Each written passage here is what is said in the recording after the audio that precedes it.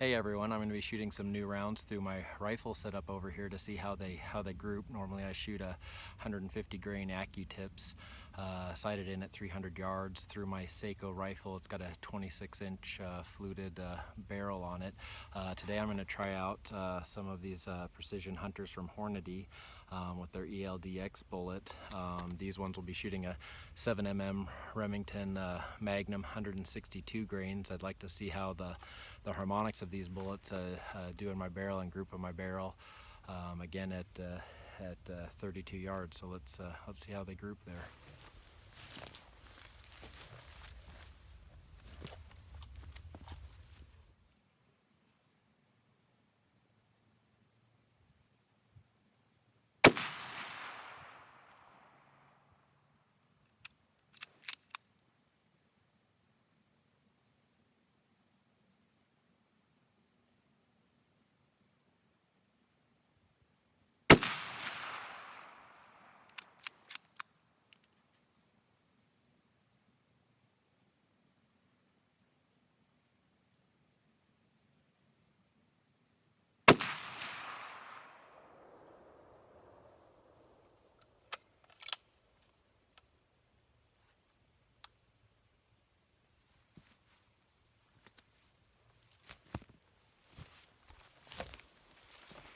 All right, let's go have a peek and see how they look. All right, so here we are again after shooting 3 rounds at 32 yards. I'll go ahead and just show you this. Again, I'm sighted in for 150 grain AccuTips.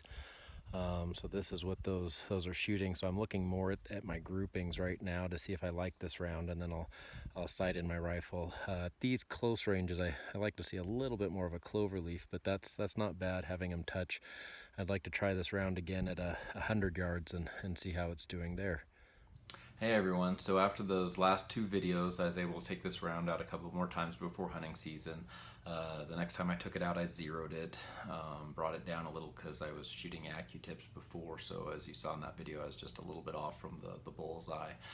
So when I zeroed it in, I brought it down and shot a nice little cloverleaf sub MOA group. It shot really well. Then took it out at 100 yards, shot it again, another little cloverleaf, little broader than the first one, but still all the bullets were touching. Nice little sub MOA group. So I was really happy with the performance of this accuracy wise inside of my rifle. So next we're going to start looking at some pictures and information on this round. So let's look at that. So this first picture is just going to show some information right off the box. It shows the ballistic coefficient, the muzzle velocity, and then where this round hits in terms of inches, 0 to 200 yards. The main thing I want to point out on this one is just that ballistic coefficient, 0.613. Is just phenomenal. This is a really nice flat shooting round.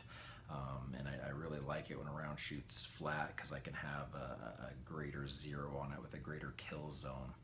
Like I explained in the other video, I like to zero mine at 300 yards, which does put me a little bit high in the 1 to 200 yard range, but still definitely within the kill zone. And I've hunted enough that usually I will just bring it down about 3 inches at those ranges in there.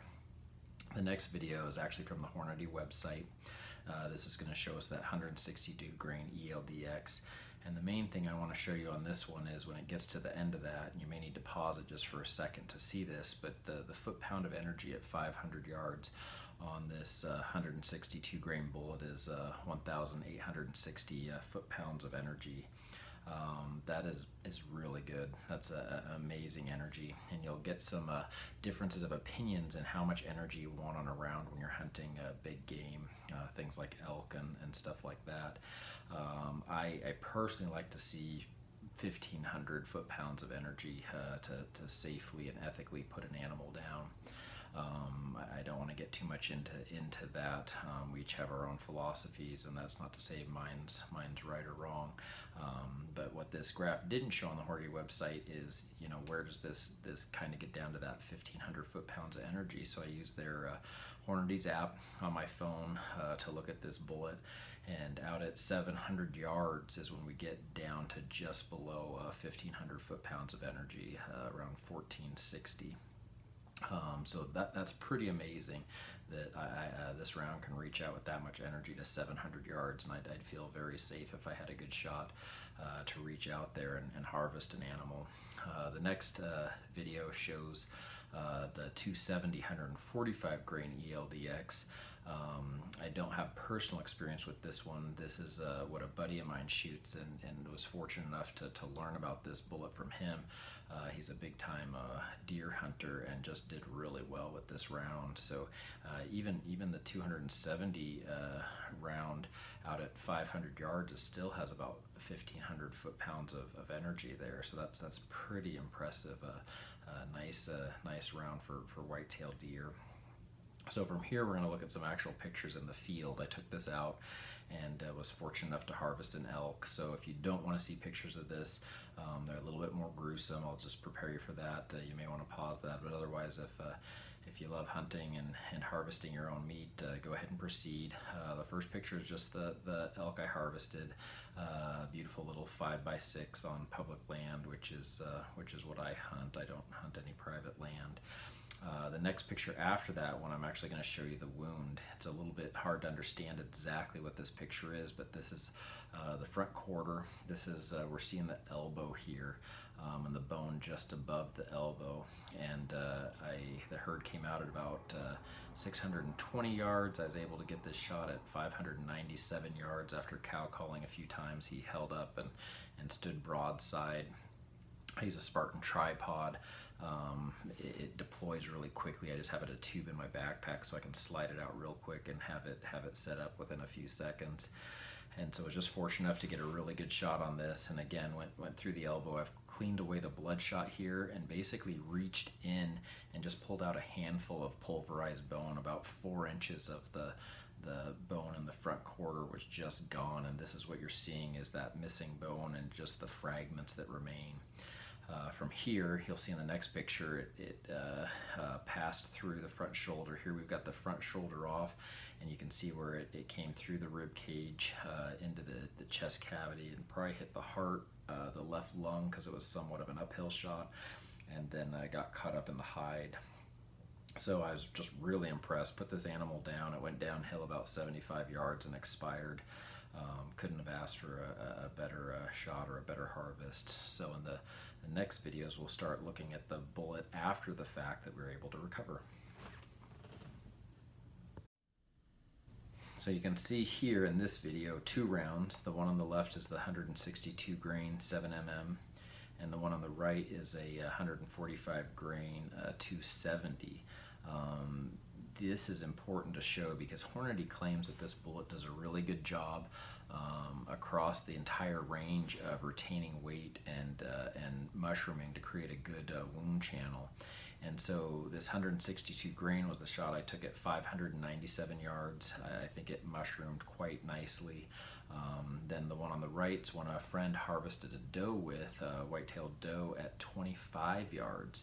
And you can still see that it retained a lot of good shape, mushroom to create a good wound channel, and just dropped the doe, of course. So how much did these actually retain in terms of weight? Let's look at the next few pictures. I've actually weighed these so we can see how much of their weight they actually maintained. So in this next image here, we're going to show first just my scale here with the 20 gram weight on it, just calibrating to show that it is indeed weighing 20 grams. This is probably rounding beyond a factor of that, so that's going to throw off our final results by a certain rounding factor, but we should still be pretty close. So first let's look at this 162 grain bullet weighted at 8 grams, which translates to about 76% of its retained weight. And then this next picture, we'll look at that 270 145 grain weighing in at 4 grams. So that translates to about 43% weight retention, losing about half of its mass in that 145 grain. So lost quite a bit of mass there, but keep in mind this was also a shot at 25 yards, so that round had a lot of power at that range still. So to kind of summarize, I hope this gave you some really good information about this round.